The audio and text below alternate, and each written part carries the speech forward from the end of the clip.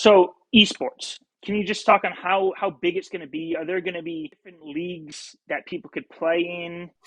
Look, we're talking to, I think, three of the top 10 largest esports teams in the world right now. And that's going to be a big part of our marketing to gain access to mainstream players. The They're very targeted, right? When it comes to uh, Dota players or League of Legends players, they literally have millions in catchments where they're playing these auto battlers already, and so we just need to go to them and say, "Hey, here's a new type of auto battler.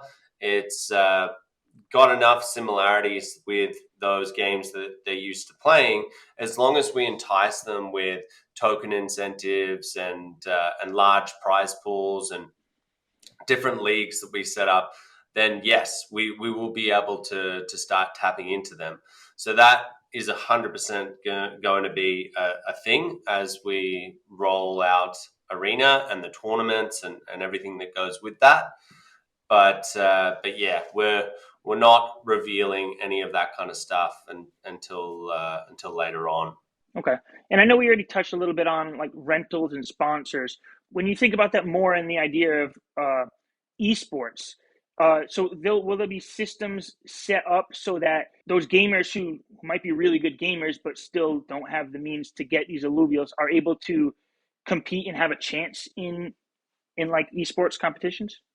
Yeah, so you can rent it. The way that I see it is, if you've got a tournament coming up a couple of weeks away, you probably go to the rental platform and see if it's available. Some people might have it, but they might not put it up for rent, or maybe they're using it for themselves or whatever. But if it is available, maybe you start renting it a couple of weeks out, test it out with your team, and see if it is exactly the alluvial that you're looking for to complete your team. And then you go into the tournament. You have a much more powerful comp, and yeah, see how you go. And then after the tournament has finished, maybe you win some prize money because you ended up dominating because you have that really strong team now.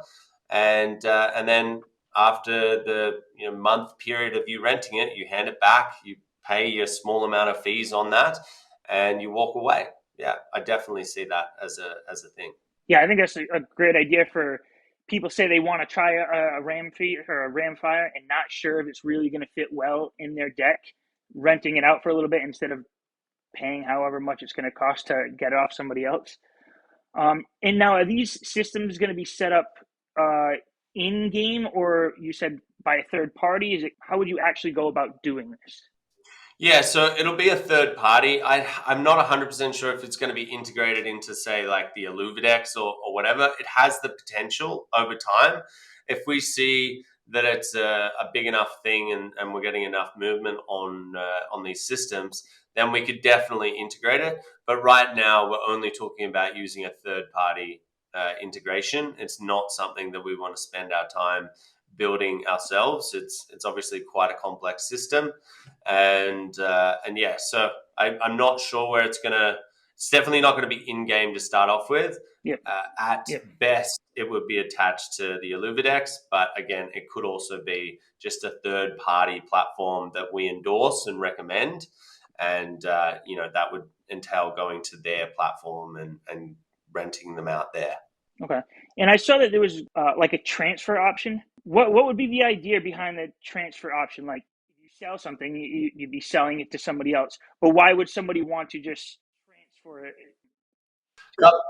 A couple of reasons. So if you just simply want to gift someone something, I use the transfer function on Token Trove all the time when I'm doing giveaways and trivia and stuff like that. So you don't really want to be paying a fee on things like that when you're doing a giveaway.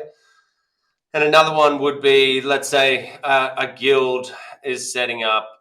They've got I don't know, 10,000 alluvials or whatever, and they've got six of their top players that they want to enter into a tournament.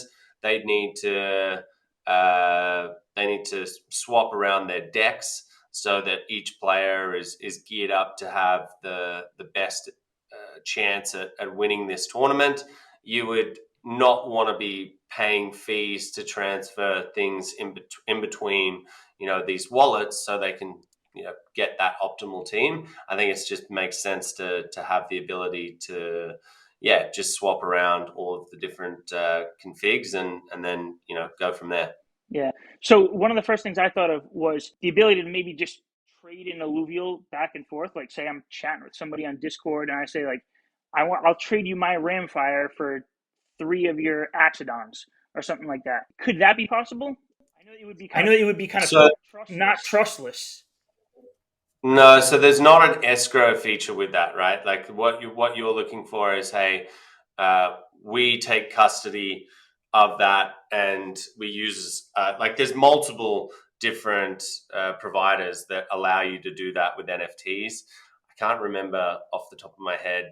I haven't done it myself, but there's quite a few where you can put them essentially in escrow, and so the smart contract knows when you've got both the assets and both parties agree, that's when it's transferred out, and you don't have any issues with someone saying, hey, I swear I'll transfer this one if you give me this one, and then Yeah. they just Yeah. don't transfer it to you. So I don't want to confuse people. That's not what our transfer function is built for.